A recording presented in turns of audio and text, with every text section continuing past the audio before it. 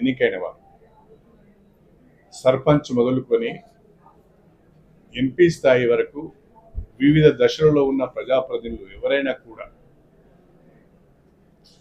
వారి గ్రామానికి సంబంధించి కానీ వారి మండలానికి సంబంధించి కానీ వారి నియోజకవర్గానికి సంబంధించి కానీ లేదా ప్రజలకు సంబంధించిన సమస్యల పైన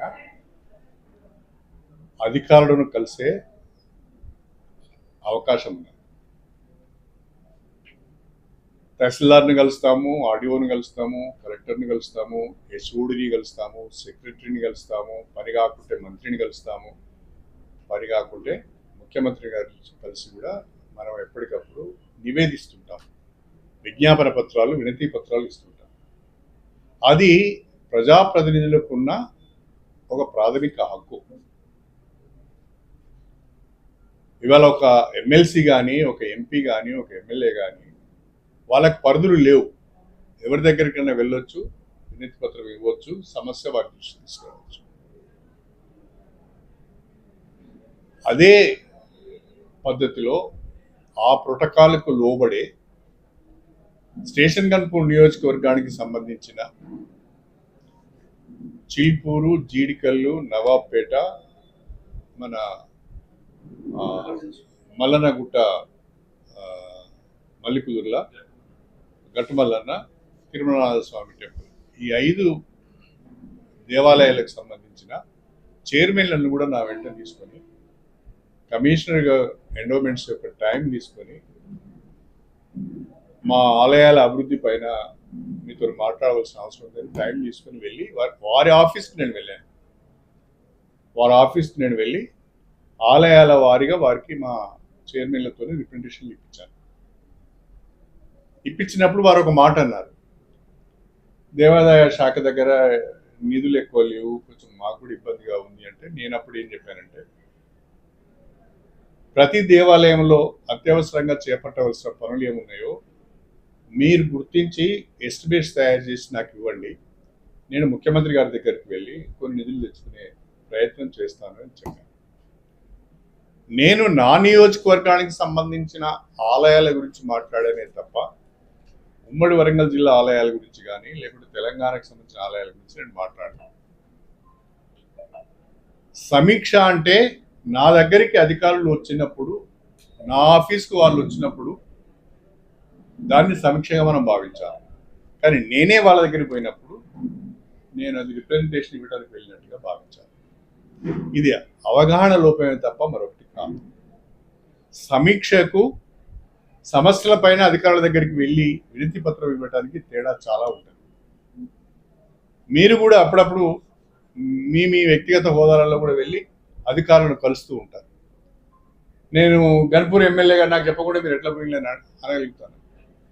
ఒక సర్పంచ్ కానీ, ఒక ఎంపీపీ కానీ, ఒక సింగిల్ విండో చైర్మన్ కానీ, నాకు తెలియకుండా చాలామంది మా మున్సిపల్ చైర్మన్ గారు కానీ ఎవరైనా కూడా వారికి సంబంధించిన సమస్య పైన వారు వెళ్ళి అధికారులు కలిసే అవకాశం ఉంటుంది. నాకు చెప్పకుండా మీరు ఎట్లా వెళ్ళారు, నా నియోజకవర్గంలో నా పరిధి, నా అధికారం దాటి మీరు ఎట్లా వెళ్ళారు అని మనం అనలేము. అంతేకాకుండా రాజ్యాంగం ప్రకారం, బిజినెస్ రూల్స్ ప్రకారం సమీక్ష మంత్రులు మాత్రమే చేయగలుగుతారు, లేదా క్యాబినెట్ ర్యాంకు ఉన్న వ్యక్తులు మాత్రమే చేయగలుగుతారు. ఎమ్మెల్యేలు, ఎంపీలు సమీక్ష చేయరు, సమీక్షలో పాల్గొంటారు. ఒకవేళ నేను కలెక్టర్ దగ్గరికి వెళ్ళిందంటే అది సమీక్ష కాదు. కలెక్టర్ నా దగ్గరికి వస్తే అది సమీక్ష అయింది. నేను కలెక్టర్ దగ్గరికి పోతే అది రిప్రజెంటేషన్ ఇచ్చినట్టుగా. నేను నా నియోజకవర్గ ఆలయాల అభివృద్ధి గురించి, వాటి రిపేర్స్ గురించి, వాటి రెనోవేషన్స్ గురించి అర్చకులు లేరు, ఈవోలు లేరు, ఇది కొంచెం చూడండి అని చెప్పడానికి మాత్రమే కమిషన్ దగ్గరికి పోయిన తప్ప మొత్తము శాఖ పైన సమీక్ష నేను ఎలా చేస్తాను, నాకేమీ అధికారం ఉన్నది. అలా అనుకోవడానికి కూడా అవకాశం లేదు, అలా అర్థం చేసుకోవడానికి కూడా అవకాశం లేదు. తప్పుగా అర్థం చేస్తున్నారు అనేది నా అభిప్రాయం. తర్వాత ఏదో పేపర్లో చాలా విషయాలు వచ్చినాయి, ఏదో ఎవరు కోరిపై సీఎం గారికి రాశారు, ఇంకెవరికి రాశారు, ఇంకెవరు వివరణ అడగాలని అన్నారు. అసలు నేను తప్పే చేయలేదు, వివరణ ఇచ్చే ప్రసక్తి ఎక్కడి నుంచి వస్తుంది? నేను ఒక యాజ్ ఏ ప్రజాప్రతినిధిగా నా నియోజకవర్గ సమస్యలను అధికారుల దృష్టికి తీసుకువెళ్ళడానికి మాత్రమే వెళ్ళాను నేను. అది నా హక్కు. అది ఓ ఎమ్మెల్యేగా నాకున్న హక్కు. అది నేను ఎవరి అధికారాల పరిధిలోకి వెళ్ళలేదు, ఎవరి అధికారాలు కూడా తీసుకోలేదు.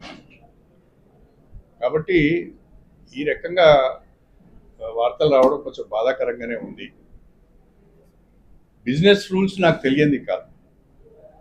ఇన్నేళ్ల రాజకీయంలో చాలా బిజినెస్ రూల్స్ తెలుసు, చాలా క్రమశిక్షణతో కూడా ఉంటాను. నేను ప్రోటోకాల్ను కూడా గౌరవిస్తాను. మీరు చూస్తుంటారు చాలా దిక్కులో. నేను ఎక్కడికైనా వెళ్తే ఆపోనెంట్ పార్టీకి సంబంధించిన సర్పంచ్ ఉన్నా ఇంకెవరైనా ఉన్నా వాళ్ళతో కూడా కొబ్బరికాయ కొట్టిస్తుంటారు. అక్కడ నేను ఎక్కడ కూడా తేడా తీసుకురాను. కాకపోతే ఇలాంటి మన పని ఏదో మనం చేసుకుంటూ పోతున్నాం. మన నియోజకవర్గానికి సంబంధించిన అభివృద్ధి సంక్షేమ కార్యక్రమాల గురించి మన పని ఏదో మనం చేసుకోకుంటే పోతుంటే ఈ రకంగా మాట్లాడడం కొంత బాధాకరం అనిపించింది. అది సరైనది కూడా కాదు అనేది నా అభిప్రాయం.